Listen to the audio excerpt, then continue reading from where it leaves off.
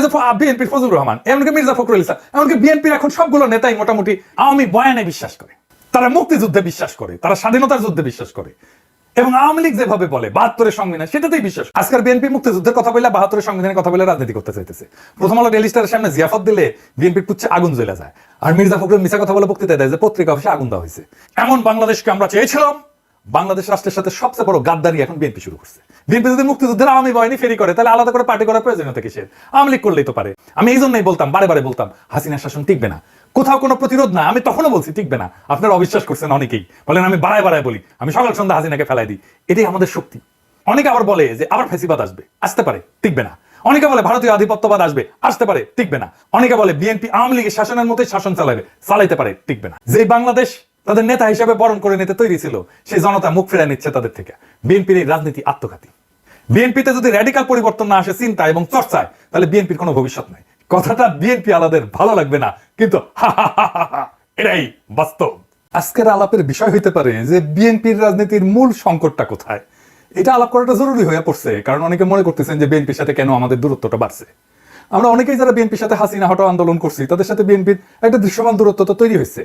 তার সংগত কারণও আছে, সেই কারণগুলো নানা সময় বলা হয়েছে, আবার আলাদা করে করার দরকার আছে বলে মনে করি না। কিন্তু বিএনপির সাথে এই সংকটটা কি হঠাৎ করে তৈরি হয়েছে? না, এই সংকট অনেক আগে থেকেই ছিল। সেজন্য হাসিনা হটানোর লড়াইয়ে সে নেতৃত্ব দিতে পারে নাই। বাংলাদেশের সবচেয়ে বড় রাজনৈতিক দল হওয়ার পরেও সে 2024-এর বিপ্লবের নেতৃত্ব দিতে পারে নাই। শুরু করি বিএনপির যত ভুল নিয়ে, আসেন আল্লাহর নামে শুরু করি। বিএনপির সবচেয়ে বড় ভুল হইতেছে জিয়াউর রহমানের পজিশনিং শব্দটা মার্কেটিং এর শব্দ। আগে পজিশনিং শব্দ বলতে কি বোঝায় এটা বুঝেনি। এটা মার্কেটিং এ বলে প্রোডাক্ট পজিশনিং। এটা হলো মার্কেটিং এর একটা কৌশল, যার মাধ্যমে একটা পণ্যকে গ্রাহকদের মনে একটা নির্দিষ্ট এবং স্বতন্ত্র অবস্থানে স্থাপন করে দেয়। সহজ কথা, এটা হলো গ্রাহকদের মনে একটা ধারণা বা ভাবনা তৈরি করা যে পণ্যটা অন্য পণ্যের তুলনায় কিভাবে আলাদা, কিভাবে তাদের সমস্যা সমাধান করতে পারে। আমি একটা উদাহরণ দিই, ধরেন গাড়ির বাজারের পজিশনিং। ধরা যাক দুইটা গাড়ি আছে, গাড়ির নির্মাতা দুইটা, তাদের পণ্যের পজিশনিং করতেছে। মার্সিডিজ বেঞ্জ, এই যে মার্সিডিজ বেঞ্জ আর টয়োটা, দুটোই গাড়ি একই কাজ করে, তাই না? কিন্তু কোন গাড়িটা কিনবেন, কে কিনবে? মার্সিডিজ বেঞ্জ এটা খুবই উঁচু মানের গাড়ি, বিলাসবহুল গাড়ি, আরামদায়ক গাড়ি, এটা সেফটি স্ট্যান্ডার্ড ভালো, মানে খুব স্পিডে যদি বাঘ ঘুরতে যায় তাহলে এটা উল্টায় পড়বে না।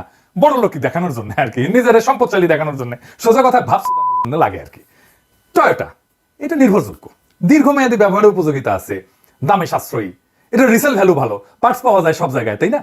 দুইটা ব্র্যান্ডে গাড়ি তৈরি করে, কিন্তু তারা আলাদাভাবে নিজেদের পজিশনিং করছে যাতে ভোক্তাদের মনে আলাদা আলাদা চিত্র তৈরি হয়। এক গ্রুপ কিনবে মার্সিডিজ আর এক গ্রুপ কিনবে টয়োটা, আলাদা জায়গা সবার।